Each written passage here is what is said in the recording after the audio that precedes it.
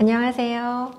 자녀의 자폐성 장애를 의심하고 계시거나 혹은 자폐성 장애를 가진 자녀를 돌보고 계시는 부모님들께 도움이 되는 말씀을 드리고자 오늘은 도닥임 아동발달센터의 이경화 센터장님을 모셨습니다. 센터장님 안녕하세요. 안녕하세요. 자폐성 장애를 가진 자녀를 키우고 계시는 많은 분들께서 궁금해하시거나 혹은 아직 진단받았지 않았지만 자폐성 장애가 있는 게 아닌가 의심하고 계시는 많은 부모님들께서 궁금해하시는 사항들인데요. 어떻게 해서 자녀가 처음에 자폐성 장애를 가지고 있는 것을 인지하게 되었고 또 진단을 받기까지 어떤 과정들을 겪으셨는지 말씀 부탁드리겠습니다. 저희 아들은 지금 96년생이에요. 둘째이고요. 그래서 큰아이를 키우고 둘 번째 연년생으로 동생이 이제 태어났는데 실제로는 발달에 대해서 잘 알지 못했기 때문에 그리고 큰아이가 여자아이였기 때문에 동생이 그렇게 발달이 느리다는 생각은 하지 않고 순하고 예쁜 아이라고 생각을 했었습니다. 그리고 그때는 이제 IMF 때여서 제가 둘째를 낳고 얼마 되지 않아서 다시 일을 시작하는 지점이었기 때문에 엄마가 돌보지 않고 아이를 키워서 조금 발달이 늦는 게 아닌가 하는 생각을 했었고요. 그래서 12개월에 아이 돌 때 어른들이 오셔서 약간 반응이 좀 다른 것 같다라고 하셨을 때는 엄마로서는 그렇지 않습니다라고 가볍게 이야기를 드렸어요. 그랬었는데 이제 12개월, 13개월 넘어가면서 이제 우리가 발달의 그 다음 경로들이 있잖아요. 근데 경로에서 아이가 조금씩 더 늦어지는 게 보였고 엄마하고의 눈맞춤이라든지 아니면 반응을 보이는 것이라든지 특히 언어 발달이라든지 하는 부분에서의 어려움이 좀 많이 눈에 띄게 지연되는 게 보이기 시작했어요. 그전에는 신체 발달이 그렇게 늦지 않았기 때문에 잘 모르고 넘어갈 때가 있었고요. 그리고 다른 분들은 이제 아이의 이상이 있다고 하는데 집에서는 누나의 전집을 1권부터 100권까지 순서로 그대로 쭉 맞춘다든지 자기가 좋아하는 비디오들을 딱 정확하게 찾아서 자신이 보고 싶은 장면을 그대로 재생할 수 있다든지 하는 그런 능력까지가 있었기 때문에 아이의 언어가 꽤 많이 느렸지만 그 부분이 저한테 눈에 띄지 못했던 거예요. 근데 25개월 정도에 저희가 이사를 하게 됐습니다. 그래서 다른 곳으로 이사를 했는데 그곳에서는 어린이집 선생님께서 아이의 발달이 다른 아이들보다 현저하게 느리다라고 정확하게 이야기를 해주셨고요. 그리고 새 집으로 가서 그랬던 것 같은데 아이가 낮밤이 바뀌어서 밤에 아주 크게 괴성을 지르면서 우는 일이 현저히 많아졌어요. 그리고 걷기 시작하니까 엄마하고 함께 움직이는 것이 아니라 마치 끈이 끊어진 아이처럼 그대로 무엇인가를 보고 달리는 일이 시작되면서 조금 겁이 나서 혹시 아닐까 하다가 결국은 예약을 했던 소아정신과에 32개월에 첫 방문을 하게 되고 그때 자폐성 장애라는 이야기를 처음 듣게 됐습니다. 어렸을 때 아이가 이제 발달에 좀 어려움이 있는 것 같다라고 인지를 언제 하셨을까요?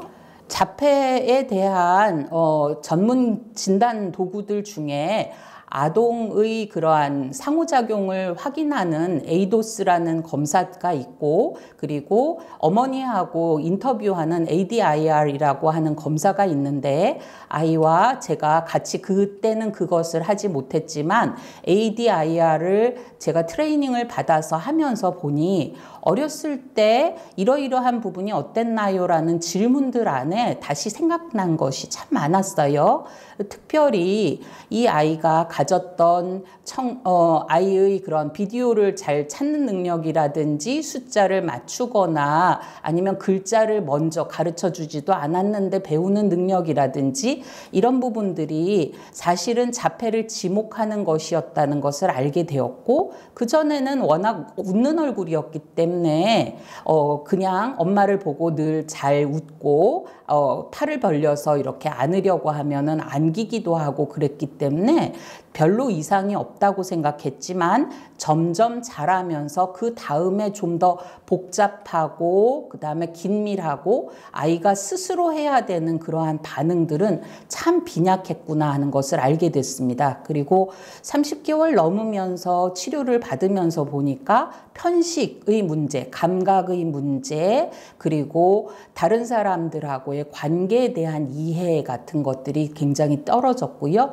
그리고 자신 나름대로의 루틴이라든지 이런 것들도 현저하게 점점 더 눈에 띄게 올라오더라고요. 그래서 지금 생각해 보면 되게 굉장히 어려운 시기였는데 다른 분들이 애가 치료를 받는데 점점 더 심해지는 것 같아요 했을 때 그때 굉장히 암담했던 기억이 누구도 이야기해 주지 않았고 아이가 왜 이런 반응을 보이는지 알려주지 않은 상태에서 치료 그 스케줄을 묵묵히 해가야 되는 게 되게 어려웠던 것 같아요. 다행히 저는 치료를 멈추지 않고 그 다음 시기가 되고 다음 시기가 돼서 그게 도움이 크게 됐구나를 알게 됐지만 부모님들로서는 그런 이야기들을 들을 때 상당히 혼란이 있지 않을까 그렇게 생각이 들었습니다.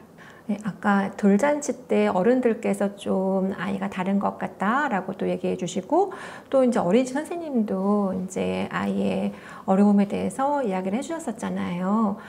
물론 센터장님께서 우리 아이가 조금 발달에 좀 특이성이 있는 것 같다라고 물론 인지는 하셨지만 또 다른 분들이 그런 얘기를 해주셨을 때 느껴지는 감정이 좀 다르셨을 거라는 생각이 좀 들기도 하는데 혹시 어떠셨을까요? 지금은 어린 아동들을, 영유아들을, 아이들을 데리고 오시는 부모님들이 꽤 많아졌어요.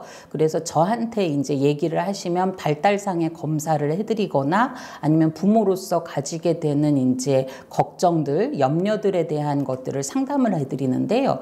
실제적으로는, 어떨 때는 부모가 더 아이를 민감하게 알아볼 수도 있지만 너무나 익숙해서 내가 지금 아이에게 하고 있는 반응이 잘못됐다는 생각을 하지 않기 때문에 아이에게서 오는 반응도 그냥 이 정도면 그냥 일반적인 범위이겠지라고 생각하기가 쉽습니다. 그 얘기를 외부에서 들었을 때는 제일 먼저 아닐 거야 라고 부인하고 싶은 마음이 들고 확인하기보다는 조금 더 기다려보자. 그래서 그렇게 기다렸다가 더 좋아졌다라는 누군가 이야기를 듣고 나도 거기에 좀 더 시간을 두고 아이를 지켜보자라는 생각을 조금씩 하게 되거든요. 오히려 이제 나중에 알게 된 것은 아이가 걷기 시작하면서 바로 그냥 어린이집을 잠깐 살짝 나가버렸다든지 아니면은 아이의 반응이 분명히 특이한데 이걸 이야기 드리면 엄마가 얼마나 상처받을까 생각해서 많은 분들이 저한테 얘기를 못했다라는 얘기를 나중에 전해 듣고서 그런 부분들에서 우리가 정서적인 부분을 너무 돌보는 그 부분보다는 사실 확인을 좀 많이 하는 게 필요하겠다 하는 생각도 들었어요. 저는 팩트는 폭력이 아니라고 생각하거든요. 네. 네. 그러면은 교육이나 치료 경험들을 그동안에 이제 가졌을 텐데요. 이런 프로그램들을 선택하면서 어떠한 점에 좀 역점을 두어서 고려를 하셨는지가 궁금하고 또 그 중에서도 도움이 되었다라고 생각되는 부분들은 어떤 게 있었는지 궁금합니다. 이 질문은 상당히 많이 받아서 저도 아예 스케줄로 이렇게 보여드렸어요. 근데 제가 했던 거는 벌써 20년 전의 일들, 충분히 전의 일이어서 그때는 정확하게 그러한 그 치료적인 접근이 잘 이루어지지 않았을 수도 있고요. 근데 오히려 요즘 와서는 너무 난립하는 치료들이 많다 보니까 부모님들이 선택에 좀 어려움을 겪으시는 것 같아요. 그런데 어떤 것도 정답이 없지 않습니까? 그래서 이 아이의 발달 중에서 어느 부분이 느린지 그리고 지금 개선하면 좋겠는 부분이 어떤 것인지에 대해서 부모님 선택이 제일 어려울 것 같아요. 그래서 저는 그때 시간을 큰아이도 키우고 둘째도 키워야 되고 제가 일도 계속 해야 되는 입장이었기 때문에 오전 시간에는 치료센터들을 가면서 선생님들이 권하시는 스케줄에 따라서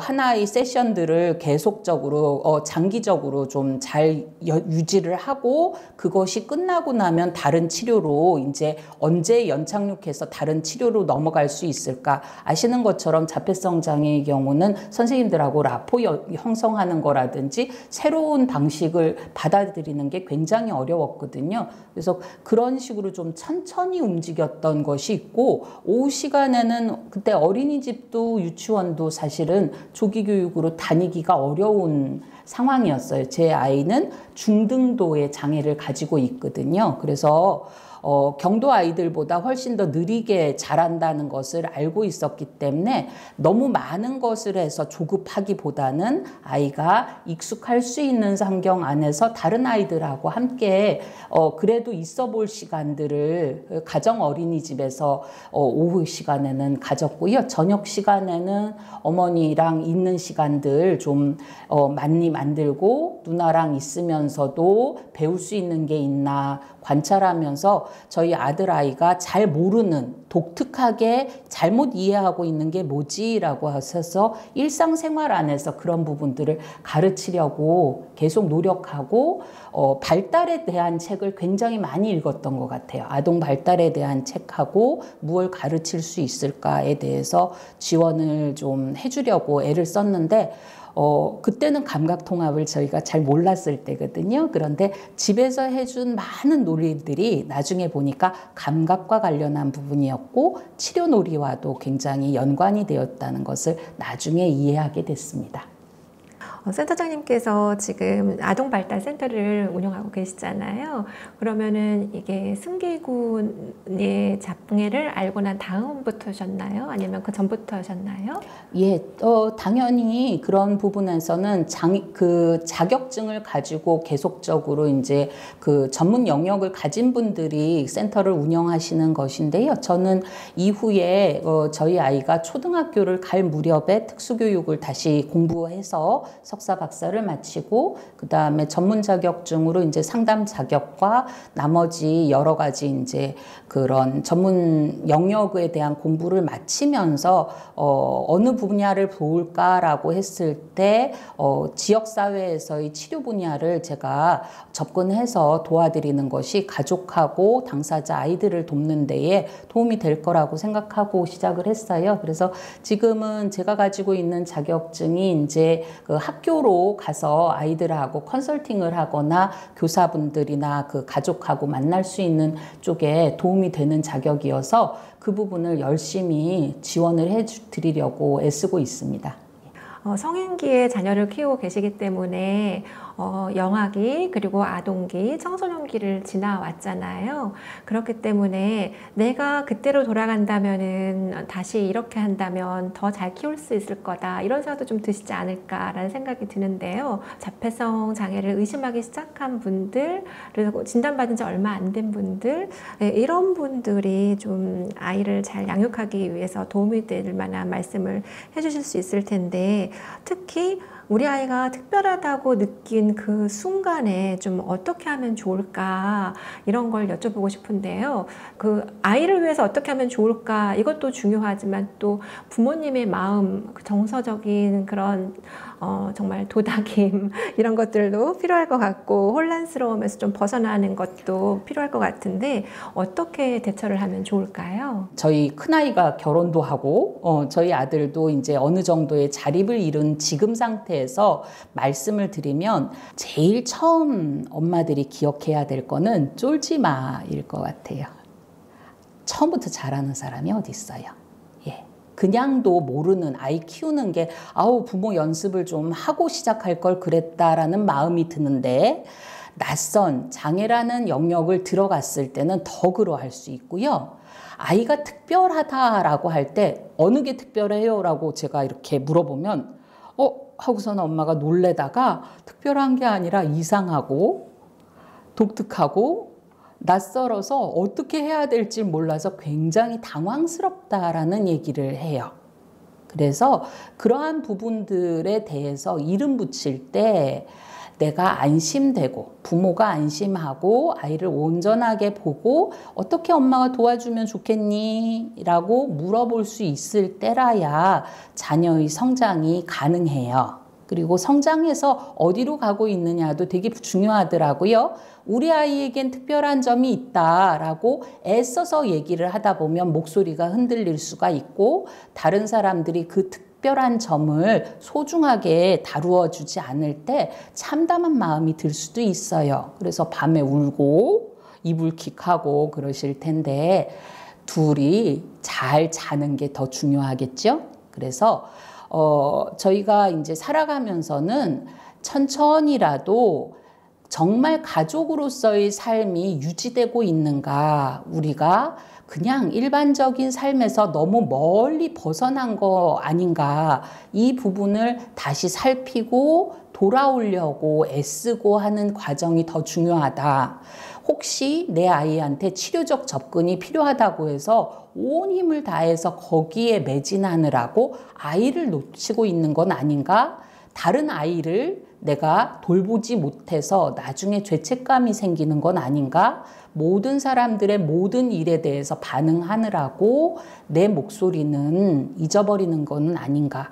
그런 부분에 대해서 질문을 드리고 싶어요. 저도 그러한 내용들을 저 스스로에게 스스로 물어보면서 겨우겨우 견뎠고 덜 해도 된다, 괜찮다, 괜찮다 그렇게 저를 도닥이면서 지냈던 것 같습니다. 혹시 누나가 있다고 아까 네. 말씀해 주셨는데 누나와 승기군의 사이는 좋은 편이었나요? 안 좋아요. 어렸을 때는 동생을 많이 돌보려고 애를 쓰고 점점 좋아질 거다라는 얘기를 해서 저는 그냥 세상에 이렇게 예쁜 딸이 있나라고 생각을 했었어요. 그런데 초등학교 어느 무렵 이상이 되자 그때부터는 동생이 매우 싫고 실제로는 동생이라도 돌봐야 엄마가 자신한테 눈길 한번 준 거 아닌가라고 해서 그때 감탄을 했죠. 이야, 세상에 이렇게 똑똑한 딸이 있다니. 그리고 그 똑똑함으로 청소년기랑 성인기에 아주 고생을 했었습니다. 근데 그 부분은 부모랑 자녀가 서로 거리를 유지하는 것의 문제일 것 같고요. 제 딸아이가 결혼하기 전에 자신은 동생 안 미워한다는 거예요.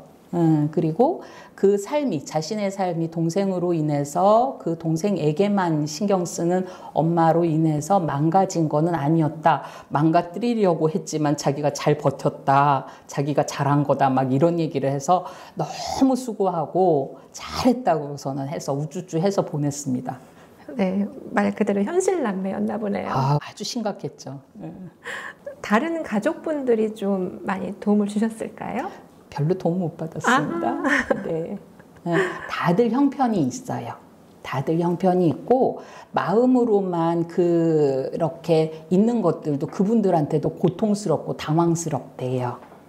그래서 저는 너무 많은 기대하지 말고 받을 수 있는 거는 넙죽 받고 그 다음에 안 주면 그냥 끝하고 그렇게 조금 쿨해지자고 우리가 어쩔 수 없잖아요. 다른 사람들이 국가가 뭔가를 해주고 지역사회가 해주고 학교나 치료실이 무엇인가를 해주고 가족들이 뭐를 해줬으면 좋겠는데 해주면 다행인 건데 안 되고 내 기대에 안 맞을 수도 있어요. 받아야 될 것들은 그거 없나요? 하고 적극적으로 내놓으라고 우리가 당당하게 얘기를 해야 될 것이고 그러니까 정확하게 알기도 하고 받을 만한 거를 요구해야 될 것 같기도 하고요. 그것 말고 잘 안 되는 부분은 없어도 어떻게 지낼 수 있을까에 대해서 잘 궁리해 가면서 살면 될 것 같아요.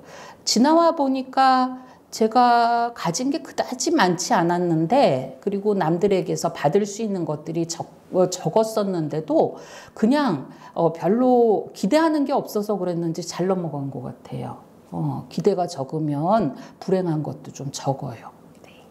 네, 그럼 이제 마지막으로 이제 센터장님께서 이렇게 어린 아이들을 키우고 계시는 부모님들께 해주고 싶은 말씀 부탁드리겠습니다. 제가 아직도 찾아보고 있는데 영어로 고생하세요라는 말이 있는지 찾아보고 있는데 아직 못 찾았어요. 한국 사람들은 참 이상하죠. 아유, 뭐뭐 해서 죽겠다 얘기를 해요. 굉장히 잘 죽는 사람들이고요. 그 다음에 고생하겠다라는 것이 참 고생 많이 해라라고 하는 것이 덕담이 되는 이상한 나라라고 생각을 합니다. 코로나 지나면서 굉장히 어려운 상황을 또 한 번 보고 우리가 이젠부터는 더 다른 사람들의 도움을 기대하기 어려운 그러한 흐름으로 나가는 게 아닌가 싶어서 학교 가서도 학생들하고 선생님들 지내시는 거 보면 아유, 저 집은 얼마나 또 엄마 아빠가 힘들게 지낼까 걱정이 되는 아이들을 만나기도 합니다. 우리 아이들은 상호작용도 어렵고요. 사회적 규칙을 이해하는 것도 어렵고 자기 마음을 여러 번 접는 것도 되게 어려워요. 그러니까 다시 말하면 어른 되는 게 진짜 어려운 애들이에요. 그 아이들을 돌보며 그 아이들을 설득하면서 사는 일은 부모가 고생하게 되는 일이에요. 그런데 얼마 전에 저도 참 기쁜 경험을 여기 오느라고 했는지 모르겠는데 저희 아들이 자신이 원하는 데가 안 되면은 완전히 펄펄 뛰고 화내는 그런 아주 자폐적인 특성이 있거든요. 그런데 그건 안 돼라고 얘기하고 되게 하기 위해서 이러저러한 과정을 거쳐야 된다는 거를 열심히 애쓰면서 했더니 그 부분이 해결되고 난 다음에 고생했어요 하더라고요. 그래서 깜짝 놀랐어요. 그 말이 자발적으로 나오다니, 감사하다라는 얘기가 스스로 나오다니. 우리의 삶에서 그런 일들이 일어날 것을 기대하셔도 돼요. 자신이 받은 만큼 조금씩 아이들이 성장한다는 거를 부모가 믿어주지 않으면 누가 믿겠어요? 매번 부모님들한테 너무 큰 기대 가지지 말고 작게 시작하시라라고 얘기 드리는데 그 작은 기대가 아주 크고 비밀한 일까지 쫙 연결이 됐으면 좋겠어요. 아주 작게 한 걸음 한 걸음 가지만 끝은 창대하게 저 아이가 부모들 없이도 이 세상에서 행복하게 잘 살 수 있게 될 것이다. 되게 만들겠다. 같이 하자라고 그렇게 갔으면 좋겠습니다. 고생하시고요. 잘 지내셨으면 좋겠어요. 네, 센터장님 오늘 주신 말씀 너무 감사드리고요. 조만간 책을 통해서도 좋은 말씀 많이 봤으면 좋겠습니다. 네, 감사합니다. 네, 감사합니다.